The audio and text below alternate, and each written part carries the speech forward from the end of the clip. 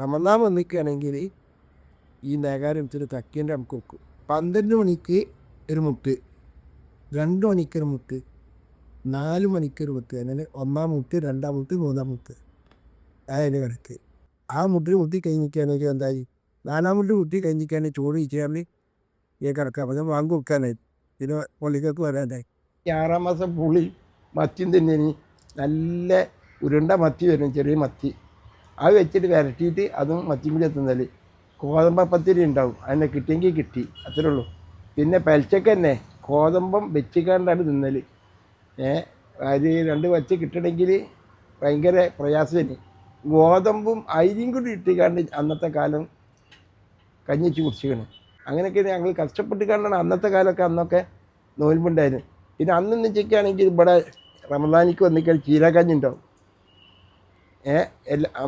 തങ്ങന്മാരെ വീട്ടിൽ നിന്ന് കൊണ്ടുവരും.